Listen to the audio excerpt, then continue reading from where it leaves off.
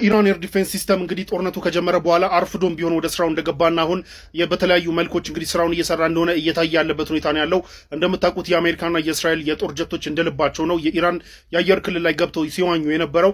ነገር ግን ከቀናት በፊት ጀምሮ እንግዲህ የተለያዩ ጥቃቶች እየደረሰባቸው እንደሆነ እየተነገረ ነው ያለው። ከቀናት በፊት እንደምታስታውሱት በአሜሪካ በታሪኩ ተመቶ አያውቅም፣ ወደፊትም አይመታም፣ እሱ ከበረረ ነገሩ ከረረ ሲባልለት የነበረው የአሜሪካው F-35 የጦር ጀት ፎር ዘ ፈርስት ታይም ኤቨር እንደተመታ ታውቃላችሁ። ነግሬያችሁም ነበረ። ተመቷል። በኢራን ታርጌት ውስጥ ገብቶ ሎክ ተደርጎ ተመቷል።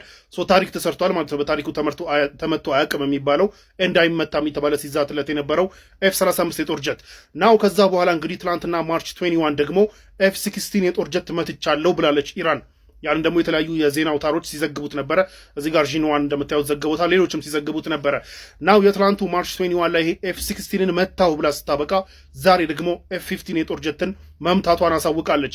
ለF-15 የጦር ጀት ደግሞ እንግዲህ ባለፈው F-35ን ስትመታ እንዴት አድርጋ ሎክ እንዳደረገችው እንዴት አድርጋ እንደመታቸው የለቀቀችው አይነቱን ቪዲዮ ዛሬም ደግሞ F-15ን ስትመታ እንዴት አድርጋ ሎክ እንዳደረገችውና እንዴት አድርጋ እንደመታችው አሳይታለች። ከላይ የሚያልፈው ቪዲዮ ማለት ነው። እና ከቅርብ ጊዜ ወዲህ እንግዲህ እነዚህ የጦር ጀቶች በጣም ዘመናዊ የሚባሉ የጦር ጀቶች ታርጌት እየተደረጉና ሰክሰስፉል እየተመቱ እንደሆነ ነው እየተነገረ ያለው። ሩሲያና ቻይና ከጀርባ ያሉበት ምናምን ነገር እየተባለ ቢሆንም ነገር ግን ያው ሰክሰስፉል የሆኑ ስትራይኮች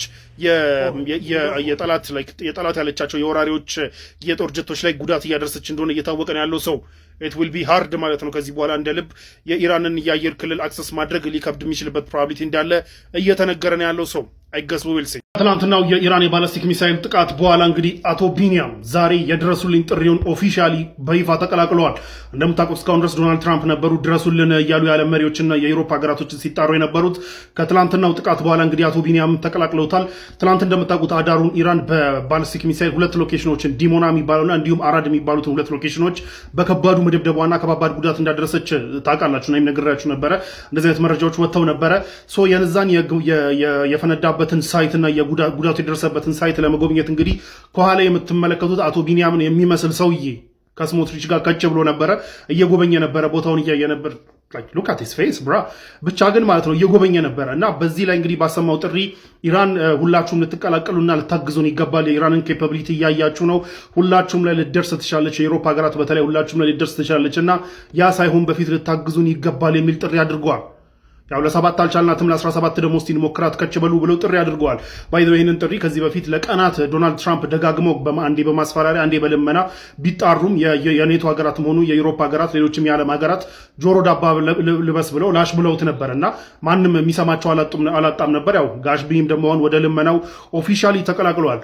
ኢራን ከቅርብ ጊዜ ወዲህ የምታደርሳቸው የባለስቲክ ሚሳይል ጥቃቶች ወርደው ከባባድ ጉዳት እያደረሱ ነው።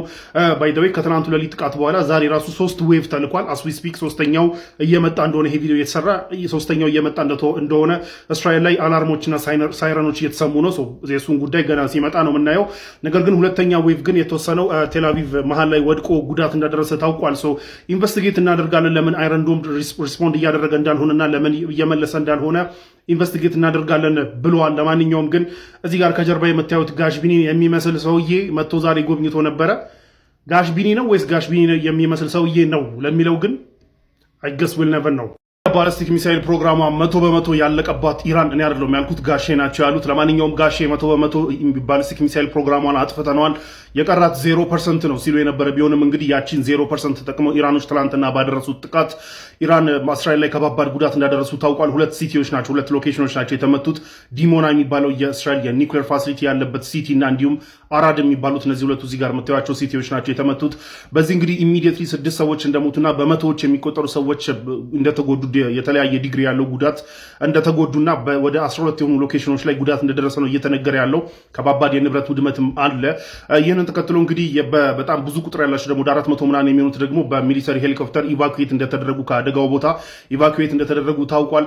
ይህንን ተከትሎ እንግዲህ ከባድ ድንጋጤ በመፍጠሩ የእስራኤል ካቢኔት ኢመርጀንሲ ሚቲንግ በስልክ ኢመርጀንሲ ሚቲንግ አድርጎ በዚህ ጉዳይ ሲወያይ እንደነበረ ነው እየተነገረ ያለው። የእስራኤል ዲፌንስ አድሚት እንዳደረገው የነዚህን የኢራን የትላንቱን የጥቃት የፈጸሙትን የኢራን ሚሳይሎች ኢንተርሰፕት ማድረግ እንዳልቻሉና ሁሉም ወርደው ጉዳት እንዳደረሱ ነው። ይህ ራሱ የእስራኤል ሚሳይል ዲፌንስ ሲስተም ዲፕሊት እያደረገ መሄዱን የበለጠ እያሳየ የመጣ እንደሆነ ታውቋል። ከባባድ ጉዳቶች ደርሰዋል። በሌላ በኩል እንግዲህ ትላንትና እንደምታስታውሱት እስራኤል የኢራንን የናታንዝ የሚባለውን የኒውክሌር ፋሲሊቲ መምታቷ ይታወቃል። ሰው ለዛ አጸፋ በሆነ መልኩ እንግዲህ የእስራኤልን የኒውክሌር ሲቲ የሆነውን ዲሞና ኒውክሌር ፋሲሊቲ ያለበትን ሲቲ መታለች ማለት ነው። ሰው ከፈለግን ኒውክሌር ፋሲሊቲውንም እንመተዋለን ነው ያው መልእክቱ ማለት ነው። እና እዛ ሲቲውን ዙሪያውን መታለች። ለማንኛውም ምንም አይነት ሊክ ያደረገ ራዲዮ አክቲቭ ማቴሪያል የለም። በኢራንም ናታንዝ በኩል ሆነ በዲሞና በኩል ሊክ ያደረገ ምንም አይነት ራዲዮ አክቲቭ ማቴሪያል የለም። ነገር ግን ነገራቶች ኤስካሌት ካደረጉ ያንንም ማድረግ እንችላለን የሚል መልእክት በሁለቱም በኩል ነው እየታየ ያለው እና ሁለቱም እኩል እየተጠቃቁ ነው ያሉት። ለማንኛውም ግን የኢራን ባሊስቲክ ሚሳይል ሙሉ ለሙሉ ጠፍቷል እያሉ በጣም በተደጋጋሚ ብዙ ነገር ሲናገሩ የነበሩት ዶናልድ ትራምፕ ዛሬም ትላንትና ማታም እንግዲህ ከባባድ ጉዳት ማድረስ እንደምትችል ኢራን ማሳየቷን ተከትሎ ዶናልድ ትራምፕ የ48 ሰዓት አልቲሜተም ለኢራን ሰጥተዋል። በትላንትናው ዕለት እንግዲህ ኢራን በሚቀጥሉት 48 ሰዓታት ውስጥ ሆርሙዝን የማትከፍት ከሆነ የኢራንን የፓወር ፋሲሊቲዎች እመታለው፣ ከትልቁ ጀምሬ እመታለው የሚል ማስጠንቀቂያ ሰጥተዋል። ይህ ማስጠንቀቂያ ባይ ዘ ዌይ በጣም ለሁሉም ለኤቭሪባዲ በተለይ ቱ ዘ ሪጅን ቱ ዘ ሚድል ኢስት በጣም ከባድ ኮንሲኩዌንስ ያለው ነው። እንደምታውቁት ኢራን በዚህ ጦርነት በተደጋጋሚ እያሳየች ያለችው የእሷ ፋሲሊቲ ሲመታ ወዲያው የሚድል ኢስት ፋሲሊቲዎችን እየመታች እንደነበረ ታስታውሳላችሁ። እና የፓወር ፋሲሊቲ ማለት ኤሌክትሪክ ፓወር ፋሲሊቲ መምታት ማለት በጣም ኤር ኮንዲሽኒንግ አለ፣ በረሃ ላይ ነው ላይፉ። ኤር ኮንዲሽኒንጉ በጣም ብዙ ነገር ነው አፌክት የሚያደርገው። ሰው ኢራን የኢነርጂ ፋሲሊቲዋ ተመቶ ዝም እንደማትል ይታወቃል። ይህንን ደግሞ የኢራን ፎሬን ሚኒስትር አባስ ከዚህም በፊት አሳውቀው ነበረ። ፍራክሽን ኦፍ አወር ፓወር ነው ተጠቅመን የሚድል ኢስት የነዳጅ ፋሲሊቲዎችን የመታ ነው ሲሉ ነበረ።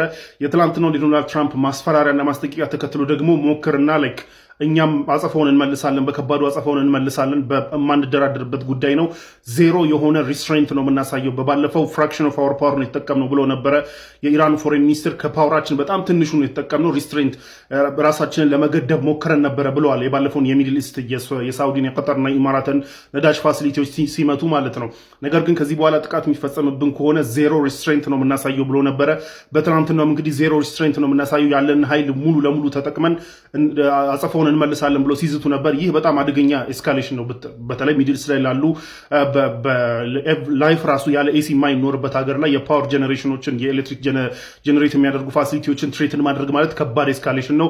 ለማንኛውም በጣም ዴስፕሬት እንደሆኑ በሚያሳይ መልኩ ትራምፕ ሆርሙዝን ማስከፈት ስላልቻሉና በጣም ዴስፕሬት እንደሆኑ በሚያሳይ መልኩ ዴስፕሬት ሲቹዌሽንስ ዴስፕሬት አክሽን ይፈልጋሉና በቃ የሚይዙት የሚጨብጡት እንዳጡ በሚያሳይ መልኩ ይህንን አደገኛ ማስጠንቀቂያ ሰጥተዋል። ከትናንት ማታ የሚጀምረው 48 ሰዓት እንግዲህ ሲያልቅ ትራምፕ የምር የኢራንን የኢነርጂ ፋሲሊቲዎች ይመታሉ ወይ የሚለውን የምናየው ነው የሚሆነው። ከዛስ ኢራን እስከተመታባት በኋላ ምን አይነት አጸፋ ትመልሳለች የሚለውን አይገስ ዊል ሲ ላችሁ። አሜሪካ ውስጥ በዚህ ሰዓት ማለት ነው አንድ እንኳን ጤነኛ ፖለቲከኛ ካለ ይህን እብድ ሰውዬ ማለት ነው እጁን ሊይዘው ይገባል።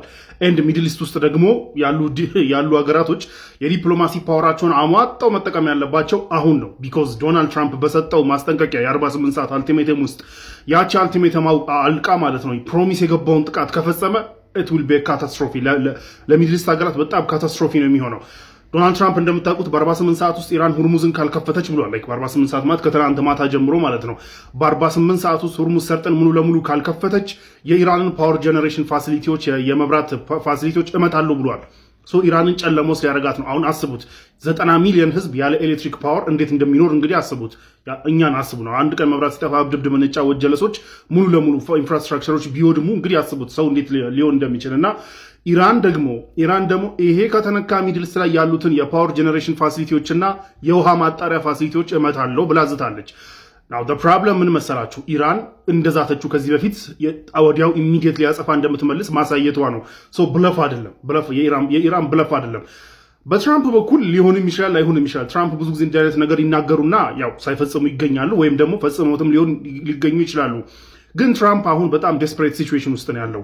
የማይችለው ጦርነት ውስጥ ገብቶ ሆርሙዝን ማስከፈት አልቻለም። የኢራንን መንግስት መገልበጥ አልቻለም። ያለው ቀንም እያለቀበት ነው። ስለዚህ ዴስፕሬት ነው። በዚህ ዴስፕሬት ስራ ይህንን እርምጃ ከወሰደ ኢት ዊል ቢ ካታስትሮፊክ። ኢራን ተመታ ልትጨልም ትችላለች። ነገር ግን ኢራን በአጸፋው በምትመልሰው የሚድል ኢስት ሀገራቶቹን በሙሉ አውት ኦፍ ፓወር ካደረገች ላይፍ ዊል ቢ አንቤረብል። ሲጀመር የሚድል ኢስት ሀገራት ያለ ኤሲ አይኖሩም። ሲጀመር ሌላውን ኢሴንሻል ነገሩን ትታችሁት ማለት ነውና ላይፍ ዊል ቢ አንቤረብል። ከዛ ኦን ቶፕ ኦፍ ዳት ደግሞ የውሃ ማጣሪያዎችን ከመቱ አረቦች እንደምታውቁት ወንዝ የላቸውም። እንደኛ ወንዝ ምንጭ ምናምን የላቸውም። ውሃ እያጣሩ ነው የሚጠጡት። እነዛን ፋሲሊቲዎች ተመቱ ማለት ውሃ የለም።